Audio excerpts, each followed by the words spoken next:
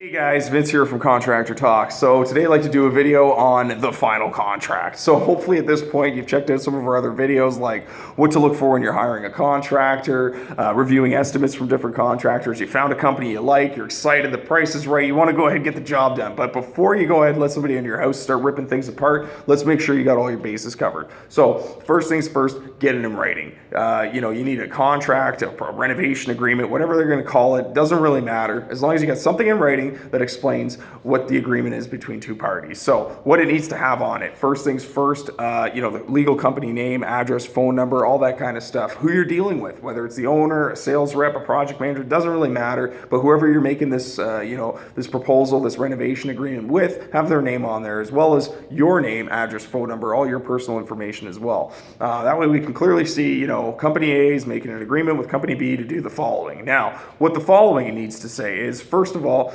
a detailed scope of work or a description of the work to be done. Have it in detail exactly what is going to be done. If you expect it to be included in the job and it's not listed on the contract, make sure it's added to the contract. It's the only way you can be sure you're getting what you're paying for, what you're going to get, or you're going to get what you paid for. Yeah, you know what I mean. So what's included, what's not included. Are there special conditions to the project? From there.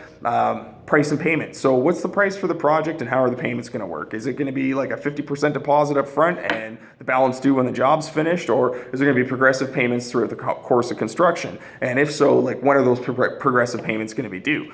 Some contractors might even put together something like a draw schedule that'll outline, the specific dates or timelines when payments are going to be due. That being said, schedule, so timing.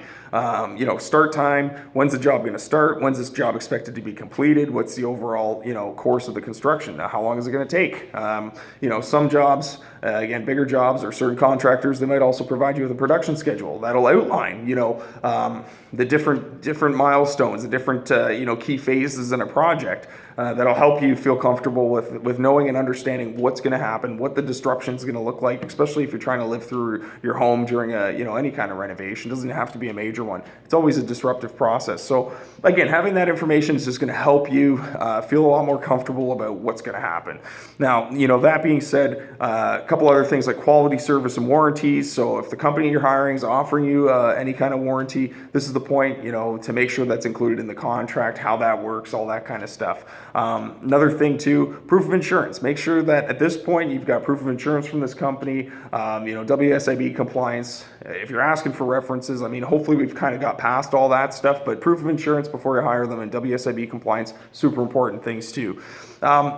Lastly, I think disputes and termination clause. So let's say worst case scenario, something horribly wrong happens, things just go super bad. I know every contractor is going to strive to avoid this from happening, but let's say worst case scenario, if something happens, the two parties can't seem to get along. There's a dispute about something, whatever it is, you're arguing back and forth, nobody's getting anywhere. Is there a clause in the contract that explains how you're going to resolve those kinds of issues? Whether it's going to go to third-party arbitration or whatever. I'm just saying, is there something in there that's going to protect both parties, and protect their interests? At the end of the day, keep in mind that's exactly it. A contract is there to protect both the contractor as well as the homeowner's interests in the course of a construction project. It's going to outline what that relationship's going to look like in the course of time. Whether you're hiring a guy for a week or you're hiring a guy for 6 months, a contract's going to explain how that relationship's going to work and how those communications are going to happen back and forth, essentially. So before you sign anything, make sure you read it, you feel comfortable with it. If you have questions, don't hesitate to ask. If you want to see some things change, if you want to see some things added to the contract,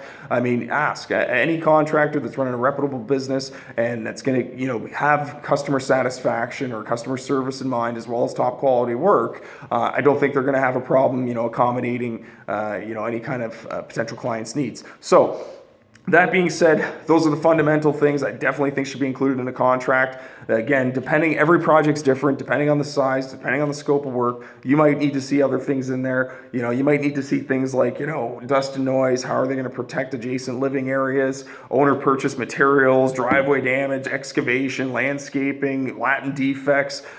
You know, there's a whole list of things that might need to be included in your contract. If you need some advice, don't hesitate to message us, give us a call. We'd be happy to answer any questions and give advice. So like always, guys, thanks for watching the video. Don't forget to like it, questions and comments below, and good luck with your projects. See you on the next one.